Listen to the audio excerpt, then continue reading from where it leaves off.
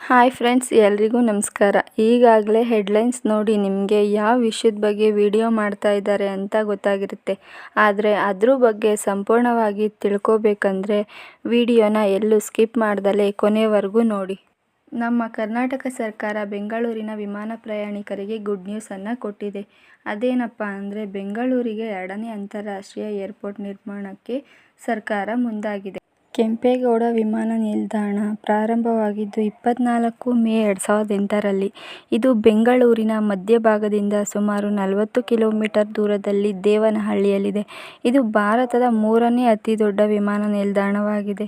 ಕೆಂಪೇಗೌಡರ ವಿಮಾನ ನಿಲ್ದಾಣವು 4700 ಎಕರೆಗಳ ಒಂದು ಅಂತಾರಾಷ್ಟ್ರೀಯ ವಿಮಾನ ನಿಲ್ದಾಣವಾಗಿದೆ. ವಿಮಾನ ನಿಲ್ದಾಣದ ಕೊರತೆಯಿಂದಾಗಿ ಹೊಸ ವಿಮಾನ ನಿಲ್ದಾಣವನ್ನು ಆರಂಭ ಮಾಡಲು ಸರ್ಕಾರ ಮುಂದಾಗಿದೆ. ಪ್ರತಿ ವರ್ಷ 100 ಮಿಲಿಯನ್ಗಳಷ್ಟು ಪ್ರಯಾಣಿಕರನ್ನು ನಿಭಾಯಿಸುವಂತಹ ನಮ್ಮ ಬೆಂಗಳೂರಿನ ಕೆಂಪೇಗೌಡ ಅಂತಾರಾಷ್ಟ್ರೀಯ ವಿಮಾನ ನಿಲ್ದಾಣದಷ್ಟೇ ದೊಡ್ಡದಾದ ಹೊಸ ಅಂತಾರಾಷ್ಟ್ರೀಯ ವಿಮಾನ ನಿಲ್ದಾಣವನ್ನು ಸ್ಥಾಪಿಸಬೇಕು ಅಂತ ಕರ್ನಾಟಕ ಸರ್ಕಾರ ಅನುವುಗೊಳಿಸಿದೆ.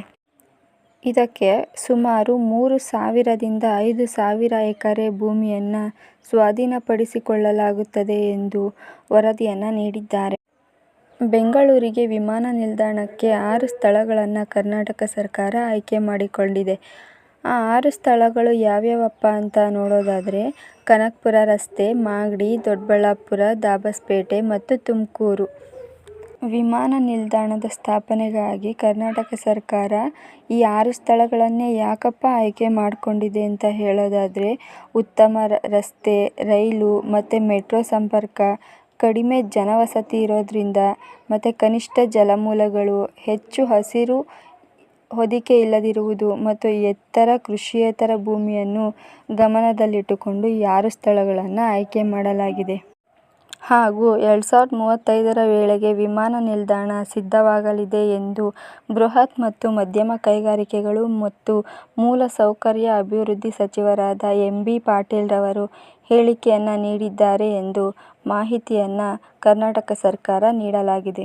ಇದಿಷ್ಟು ಇವತ್ತಿನ ಮಾಹಿತಿಯಾಗಿರುತ್ತೆ. ನಾನು ಹಾಕೋ ಹೊಸ ವಿಡಿಯೋಗಳ ನೋಟಿಫಿಕೇಷನ್ಸ್ಗಳು ನಿಮಗೆ ಮೊದಲು ಬರಬೇಕು ಅಂದರೆ ಪ್ಲೀಸ್ ನಮ್ಮ ಚಾನಲ್ನ ಸಬ್ಸ್ಕ್ರೈಬ್ ಮಾಡ್ಕೊಳ್ಳಿ. ಹಾಗೆ ಲೈಕ್ ಮಾಡಿ, ಶೇರ್ ಮಾಡಿ, ಕಮೆಂಟ್ ಮಾಡಿ.